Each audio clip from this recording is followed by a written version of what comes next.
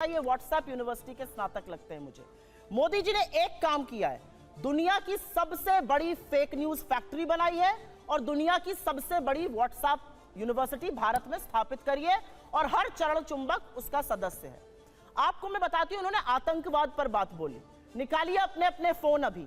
पिछले 2 हफ्तों में राजौरी में और पुंछ में आतंकवादी हमले में हमारे 5 जवान राजौरी में और 5 पुंछ में शहीद हुए। क्या उनको सम्मान और श्रद्धांजलि इस देश के प्रधानमंत्री को नहीं देनी चाहिए?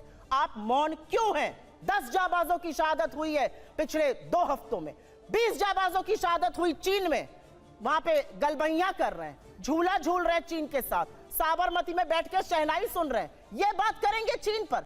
यहां से मुश्किल से 10 या 15 किलोमीटर दूर पर इस देश की सबसे डेकोरेटेड, सबसे सम्मानित वो लड़कियां जिन्होंने बड़े बड़ों को पटखनी देके हम सबके सीने गर्व से चौड़े किए हैं, 1 महीने से बैठी हैं और यौन शोषण का आरोप आपके सांसद पर लगा रही हैं।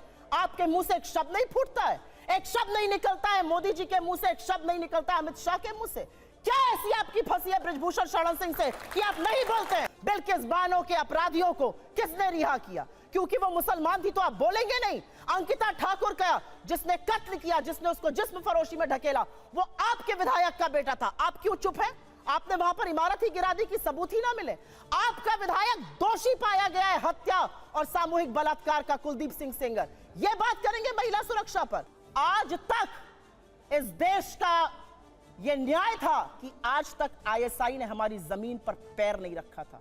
आईएसआई को पठानकोट बुलाकर आप निरीक्षण कराते हैं, लाहौर आप चले जाते हैं लपके हुए, भगवान जाने सेवई खाने या बिरयानी खाने, और सवाल हमसे आप पूछिएगा।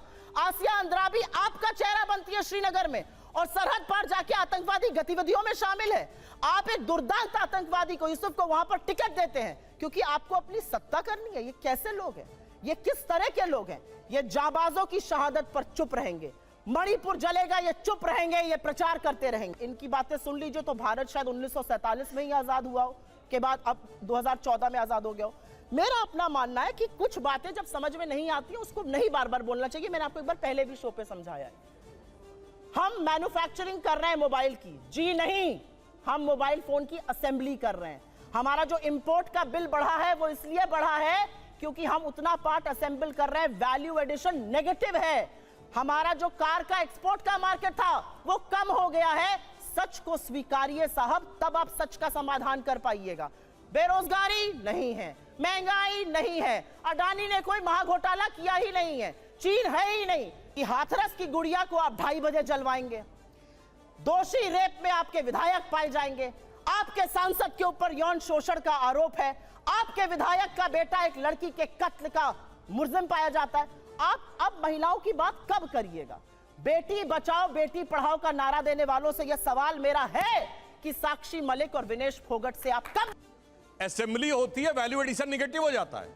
अरे भैया, ऐसा कहीं होता है? $1 बिलियन का हम लोगों ने एप्पल के फोन एक्सपोर्ट किए हैं असेंबल करके ही।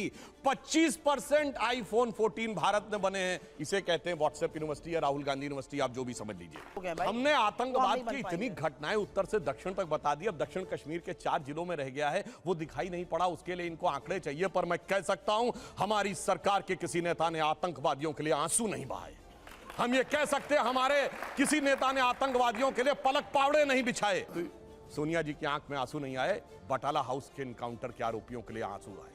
हमने किसी जाकिर नायक को शांति का मसीहा कहने वाले, इशरत जहां को बेटी कहने वाले, अफजल को हालात का मारा कहने वाले, हाफिज को साहब कहने वाले, और जो आप बता रही हैं वो कहानी तो बहुत पुरानी हो गई। उसके बाद तो जो ठुकाई हुई कहां, उरी में, जो कुछ हुआ बालाकोट में, उसके बाद इमरान खान है प्राइम मिनिस्टर ऑफ पाकिस्तान बोले पाकिस्तान की नेशनल असेंबली में, जो हिंदुस्तान ने किया है बालाकोट में उससे ज्यादा कुछ खौफनाक ये लोग करना चाह रहे हैं।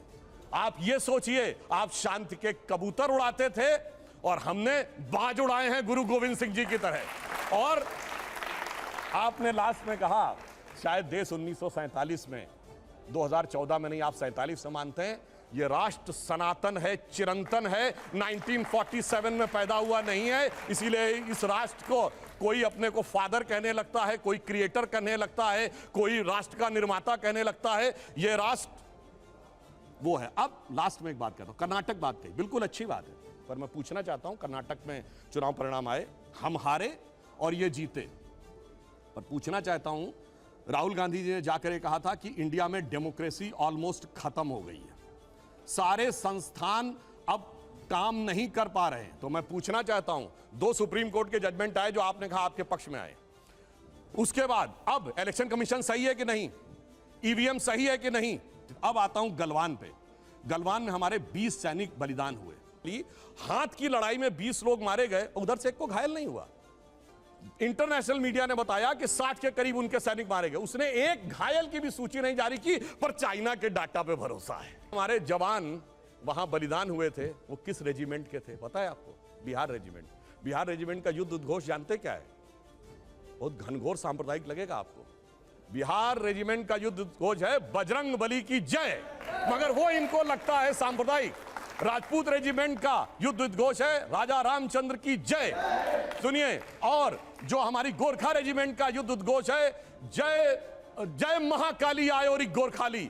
मगर अफसोस है कि भारत की ऊर्जा ओजस्विता के सारे प्रतीकों को सांप्रदायिक कह कह के आपने उनको भोथरा करने का प्रयास किया। और कर्नाटक में आज क्या हुआ, इनके राष्ट्रीय अध्यक्ष के बेटे आज ही बोले कहे हम सांप्रदायिक संगठनों को नहीं वो करेंगे और आरएसएस को भी हम बख्शेंगे नहीं।